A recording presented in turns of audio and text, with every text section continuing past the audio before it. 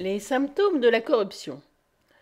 Prêtez votre attention aux symptômes de ces conditions de la société nécessaires de temps en temps et que l'on appelle corruption.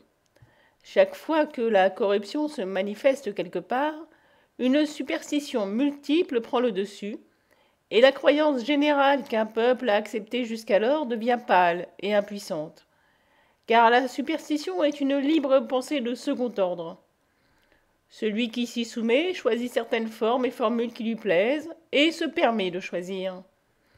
Le superstitieux, comparé au croyant, est toujours plus personnel que lui, et une société superstitieuse sera celle où il y aura déjà beaucoup d'individus et du plaisir à tout ce qui est individuel.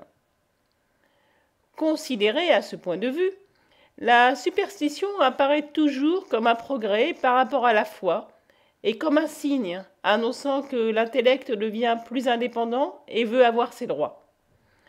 Les partisans de la vieille religion et de la vieille religiosité se plaignent alors de la corruption.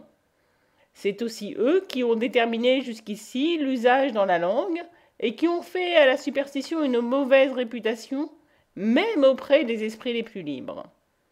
Apprenons donc quel est un symptôme de l'émancipation.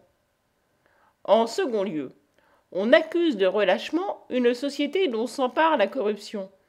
Il est visible en effet qu'alors la valeur de la guerre et de la joie de la guerre diminue, et qu'on aspire aux agréments de la vie avec autant d'ardeur que l'on aspirait autrefois aux honneurs de la guerre et de la gymnastique. Mais on a l'habitude de passer sous silence que cette vieille énergie populaire, cette passion populaire qui, par la guerre et les tournois, recevait une visibilité magnifique, s'est transformée maintenant en passion privée, divisée infiniment et moins visible. Il est même probable que, dans l'état de corruption, la puissance et la force de l'énergie qu'un peuple dépense sont plus grandes que jamais, et l'individu en use avec beaucoup plus de prodigalité qu'il n'a pu le faire précédemment. Car alors, il n'était pas encore assez riche pour cela. C'est donc, précisément, aux époques de relâchement que la tragédie court les maisons et les rues, que naissent le grand amour et la grande haine, et que la flamme de la connaissance s'élève avec éclat vers le ciel. On prétend, en troisième lieu, que, pour compenser en quelque sorte le reproche de superstition et de relâchement, aux époques de corruption les mœurs sont plus douces, et que, comparées aux époques anciennes, plus croyantes et plus fortes, la cruauté est maintenant en diminution. Mais je ne puis pas non plus accéder à cet éloge, tout aussi peu qu'au blâme qu'il contient. Je ne reconnais qu'une chose, c'est que la cruauté s'affine maintenant, et que les formes qu'elle revêtait anciennement lui sont dorénavant contraires.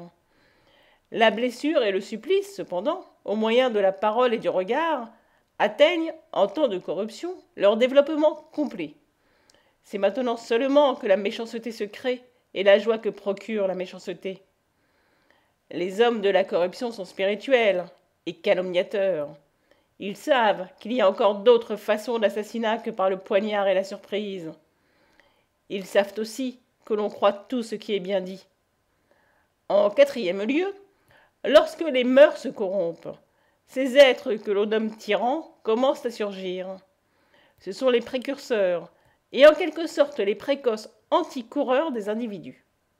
Encore un peu de patience, et ce fruit, qui est le fruit des fruits, sera suspendu, mûr et doré, à l'arbre d'un peuple.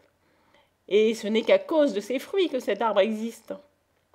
Lorsque la décomposition a atteint son apogée, de même que la lutte des tyrans de toute espèce, le César arrive toujours, le tyran définitif qui met fin à ce combat épuisé et à la conquête de la prépondérance en faisant travailler pour lui la fatigue, à son époque, l'individu est généralement le plus mûr, et par conséquent, la culture est la plus élevée et la plus féconde, non grâce au tyran ni par lui, quoique ce soit le propre des hommes d'une culture supérieure de flatter leur César en se faisant passer pour son œuvre.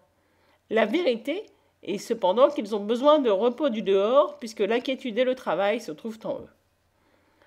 En ces temps, la corruptibilité et la trahison sont les plus fréquentes, car l'amour de l'ego qui vient d'être découvert est maintenant beaucoup plus puissant que l'amour de la vieille patrie, usée et rabâchée, et le besoin de se mettre à l'abri d'une façon quelconque contre les terribles ballottements de la fortune ouvre même les mains les plus nobles dès qu'un homme riche et impuissant se montre prêt à y jeter de l'or. L'avenir est alors si incertain qu'il faut vivre au jour le jour. Un état d'âme qui donne jeu facile à tous les séducteurs, car on ne se laisse séduire et corrompre que pour un jour, et l'on se réserve l'avenir et la vertu. On sait que les individus, ces véritables hommes en soi et pour soi, songent aux choses du moment bien plus que leurs antipodes, les hommes de troupeau, parce qu'ils se tiennent eux-mêmes pour aussi imprévisibles que l'avenir. De même, ils aiment à s'attacher aux hommes de puissance, parce qu'ils se croient capables d'action et d'investigation qui, auprès de la foule, ne peuvent obtenir ni compréhension ni grâce. Mais le tyran ou le César comprend le droit de l'individu, même dans ses transgressions. Il a intérêt à favoriser une morale privée plus courageuse, et même de lui prêter main forte. Car il pense de lui-même, et veut que l'on pense de lui-même, ce que Napoléon a exprimé une fois avec le tour classique qui lui était particulier. « J'ai le droit de répondre à toutes vos plaintes par un éternel moi. Je suis à part de tout le monde.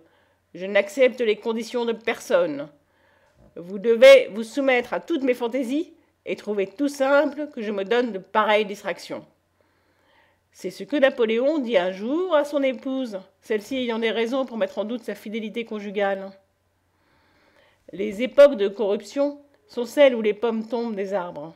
Je veux dire les individus, ceux qui portent la semence de l'avenir, les promoteurs de la colonisation intellectuelle et de la formation nouvelle des liens de l'État et de la société. Corruption, ce n'est là qu'un terme injurieux pour les temps d'automne d'un peuple.